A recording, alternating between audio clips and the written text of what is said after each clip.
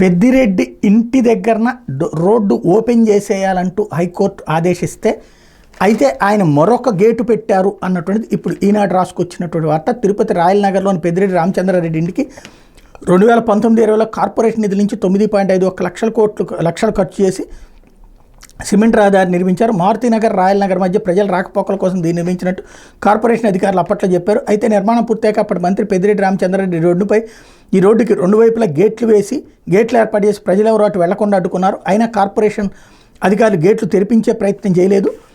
తాజాగా జనసేన ధర్నా తర్వాతన దాని మీద చర్య తీసుకుంటామని హామీ ఇస్తే హైకోర్టు ఇందులో జోక్యం చేసుకోవాల్సి వచ్చింది. పిటిషన్ నేపథ్యంలో తమ భూమిలోని రహదారితో పాటు గేట్లను తొలగించేందుకు అధికారులు ప్రయత్నిస్తున్నట్టు పెద్దిరెడ్డి హైకోర్టు ఆశ్రయించడంతో యథాతథ స్థితి పాటించాలని హైకోర్టు తొలుత ఆదేశించింది. తాము రహదారిని ఎక్కడా ధ్వంసం చేయడం లేదని, గేట్లను సైతం తీసేయడం లేదని, కేవలం ప్రజల రాకపోకలకు అనుగుణంగా చర్యలు చేపడుతున్నట్టు కార్పొరేషన్ అధికారులు కౌంటర్ దాఖలు చేశారు. దీంతో రహదారి మీద ప్రజలు రాకపోకలు సాగించేందుకు వీలుగా గేట్లను తొలగించాలని న్యాయమూర్తి ఆదేశాలు జారీ చేశారు.